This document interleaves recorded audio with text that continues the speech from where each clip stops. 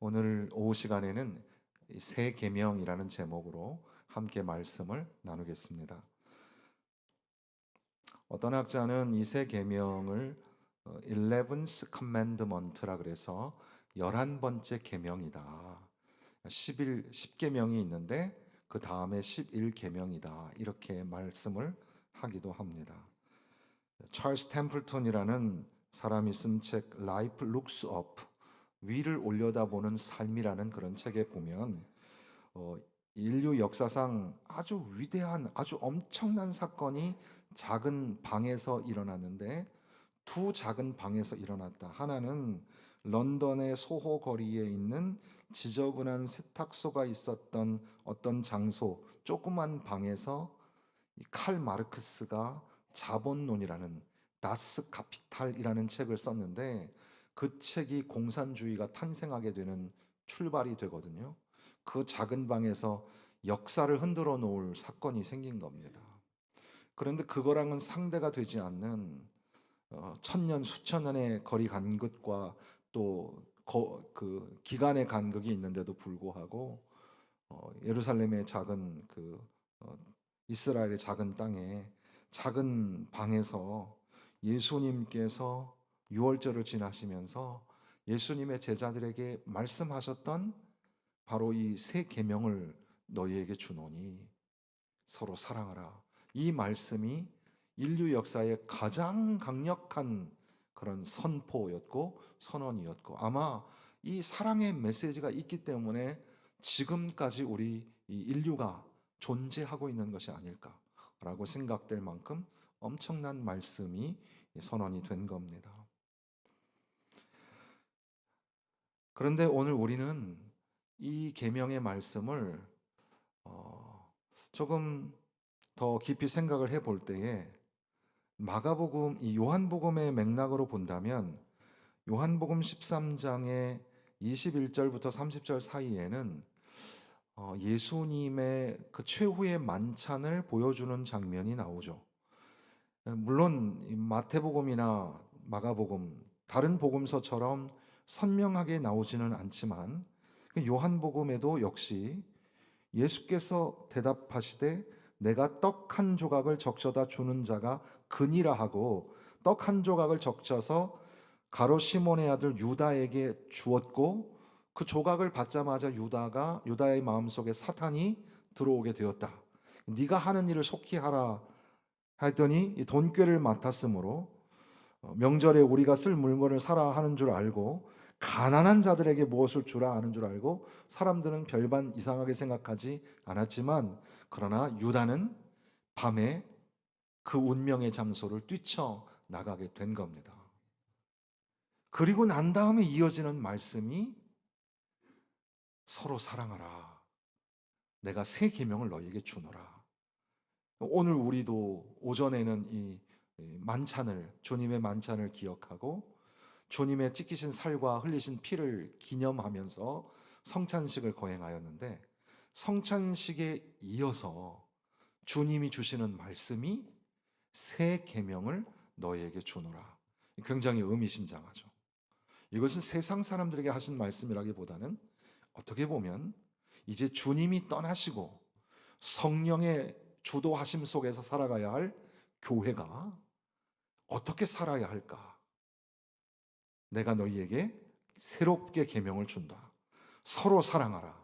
내가 너희를 사랑한 것 같이 너희도 서로 사랑하라. 이 말씀이 참 우리에게 다가오게 됩니다. 그러니까 이런 생각을 한번 해보는 거예요. 가룟 유다가 이제 뭐 불편한 마음이 들어서 예수님을 좀 팔아 넘기려고 했던 그런 정말 사람이 실수할 수 있잖아요. 그런 생각이 들었다가 예수님께서 이렇게 딱 말씀하셨을 때 그때 내가 잘못 생각했구나 하고 돌이켰으면 얼마나 좋았을까. 그 자리를 박차고 나가지 말고 가만히 꼭 참고 앉아 있다가 다른 제자들처럼 내가 너희를 사랑한 것처럼 주님이 어떻게 사랑하셨냐면 13장 1절에 가보면 13장 1절에 유월절 전에 예수께서 자기가 세상을 떠나 아버지께로 돌아가실 때가 이른 줄 아시고 세상에 있는 자기 사람들을 사랑하시되 끝까지 사랑하시니라. 예수님께서 끝까지 사랑하셨다는 거예요. 그러한 사랑으로 내가 너희를 사랑하는데 너희도 서로 사랑하라. 이 말씀을 들었다면 어땠을까? 그리고 십자가에 달리시는 그 모습을 보면서 그 처참한 모습 속에서 아버지여 저들의 죄를 용서하여 주옵소서 그렇게 울부짖는 주님의 모습을 보고 회개하고 주님 앞에 내가 잘못했습니다. 너무 잘못했습니다. 내 삶을 들여서 주님의 말씀을 지키면서 끝까지 내 인생 살겠습니다.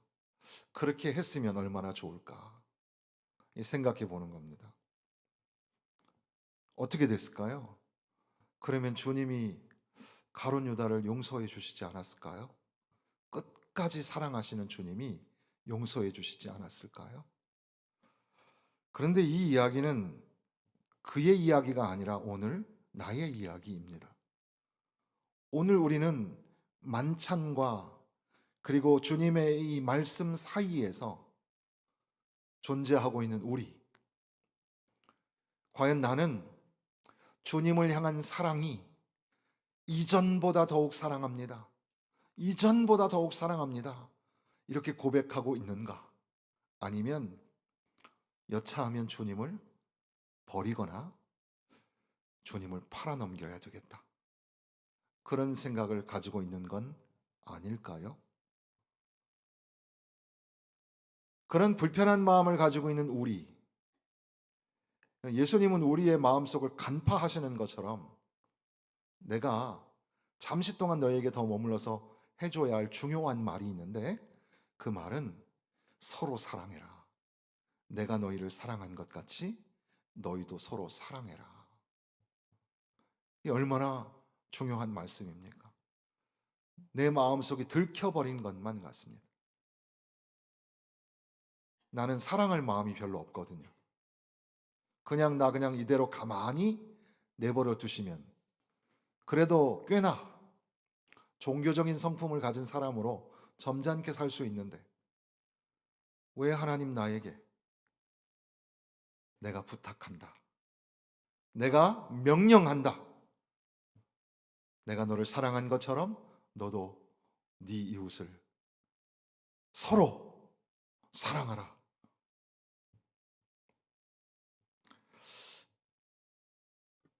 이 사랑하라라는 말씀 속에서 우리는 주님께서 우리에게 가르쳐 주신 말씀들을 생각하게 됩니다.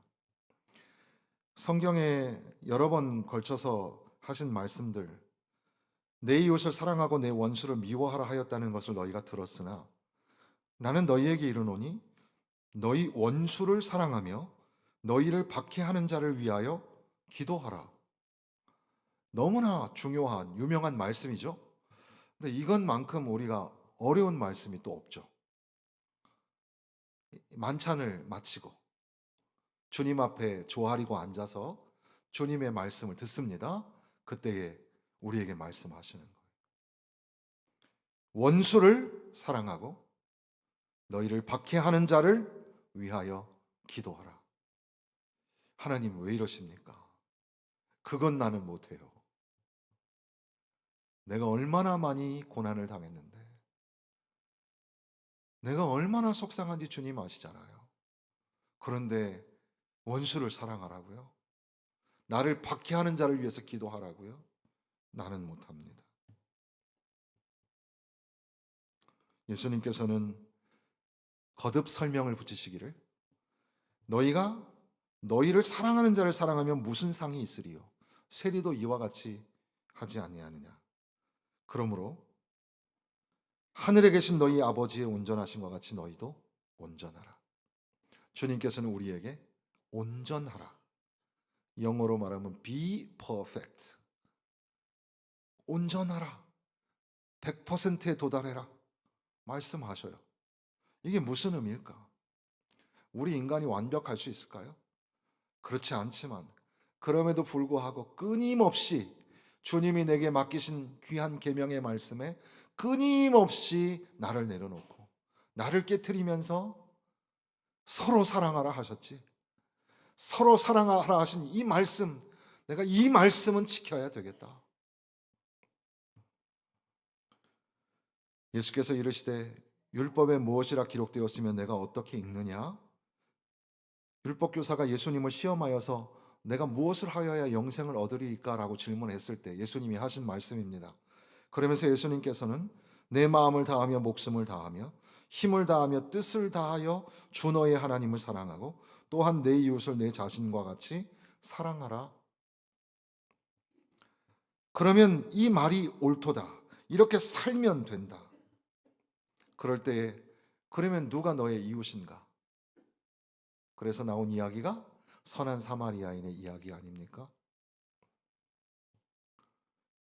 바울 사도는 고린도 교회를 향하여 내가 사람의 방언과 천사의 말을 할지라도 사랑이 없으면 소리나는 구리와 울리는 꽹과리가 되고 내가 예언하는 능력이 있어 모든 비밀과 모든 지식을 알고 또 산을 옮길 만한 모든 믿음이 있을지라도 사랑이 없으면 내가 아무것도 아니요 내가 내게 있는 모든 것으로 구제하고 내 몸을 불사르게 내줄지라도 사랑이 없으면 내게 아무 유익이 없느니라. 사랑이 없으면 아무것도 아니라는 말씀을 강조하고 있습니다. 내가 너희에게 이름은 이 요한복음 15장에 가서 주님께서 다시 한번 말씀하신 건데 내가 너희에게 이것을 이르는 것은 내 기쁨이 너희 안에 충만하기 하기 위함인데 내 계명은 내가 너희를 사랑한 것 같이 너희도 서로 사랑하라 하는 이것이니라. 사람이 친구를 위하여 자기 목숨을 버리면 이보다 더 큰 사랑이 없나니 너희는 내가 명하는 대로 하면 곧 나의 친구라. 우리가 형제를 사랑하고 자매를 용서하고 원수를 위하여 기도하는 사랑의 화신이 되어서 살아가게 될 때 비로소 주님께서는 너는 나의 친구라 이렇게 말씀하신다는 겁니다. 끝까지 우리를 사랑하셨다. 주님께서 끝까지 우리를 사랑하셨다라는 말씀. 프란시스 셰퍼는 사랑이라는 것은 최종적인 변증학이라고 그렇게 표현을 했습니다.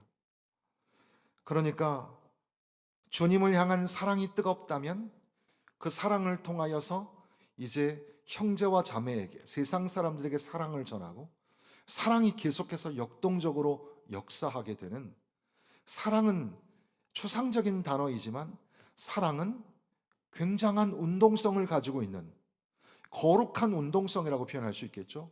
그래서 사람들의 마음을 뭉클하게 만들고 다치고 나뉘었던 사람들을 풀어내고 그 연결을 다시 이어주는 놀라운 능력이 있는 것이 사랑인데 이 사랑의 계명을 우리에게 주셨다. 우리는 예수님의 제자들하고 똑같이 이 떡을 먹으라. 이거는 나의 살이라. 이 잔을 마시라.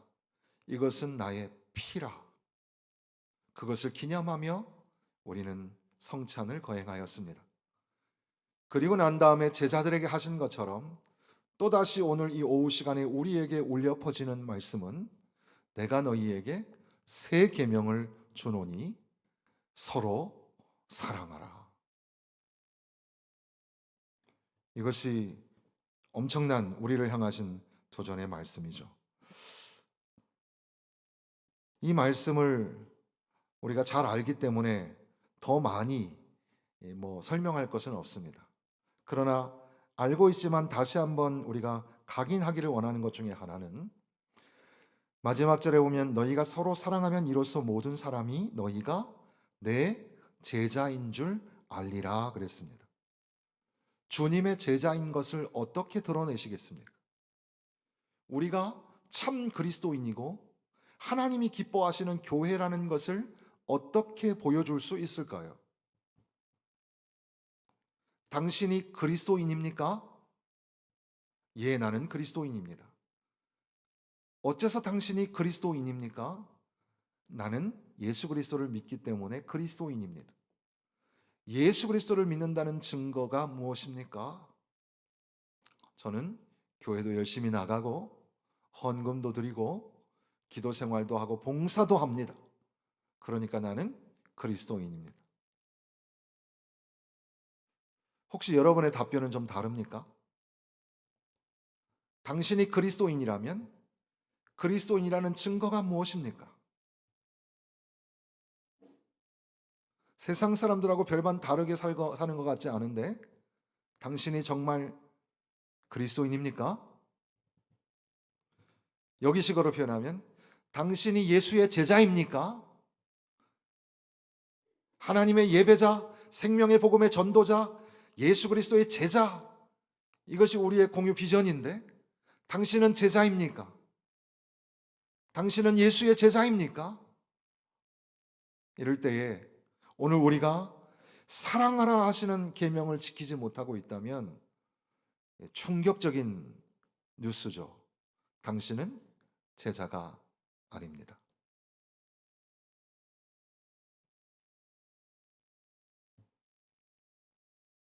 예수님께서는 제자의 정체성을 드러낼 때 얼마나 기독교 교리를 많이 아는가, 얼마나 교회에 출석을 잘하는가, 내가 봉사한 경력이 얼마나 되는가, 여기에 달려있지 않고 서로 사랑하면 나의 친구라 하신 주님은 서로 사랑하면 비로소 너희가 내 제자인 줄 사람들이 알게 될 거라고 말씀하시는 겁니다. 세상에서 가장 위대한 것, 헨리 드럼몬드가 말한 The greatest thing in the world, 세상에서 가장 위대한 것, 바로 그것은 사랑입니다. 도스토옙스키의 처녀작인 가난한 사람들이라는 책이 있습니다. 오전에 말씀을 준비하면서 잠깐 읽었던 책인데 물론 직접적인 연관이 없어서 오전에 소개하지는 않았습니다만은 가난한 사람들이 있는데 그 가난한 연인들끼리 계속 주고받고 하는 편지의 내용이에요. 소설이라는 게.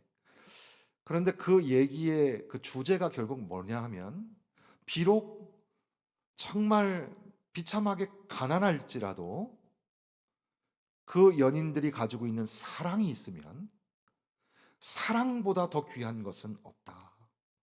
사랑은 가난을 극복하고 이겨낼 수 있다. 그런데 사랑이 없으면 그러면 아무것도 아니다. 이것을 가르치는 말씀입니다. 사랑하는 성도 여러분, 우리가 이제 예배를 마치고 이제 집으로 세상으로 돌아갑니다. 거기에서 우리가 어떻게 살아야 할까? 거룩한 성찬 예식을 마치고 특별히 오늘은 추수감사절이어서 참 돌이켜 감사 위에 감사, 은혜 위에 감사를 하다 보니까 우리 마음이 참 거룩해지고 훈훈해진 것 같습니다.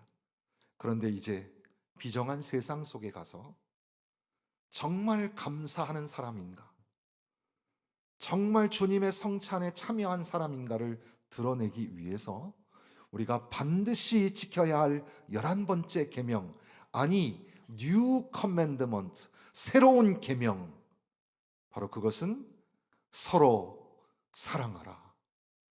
Love each other. 서로 사랑하라. 여러분의 삶에 사랑이 넘쳐나기를 주님의 이름으로 축원합니다.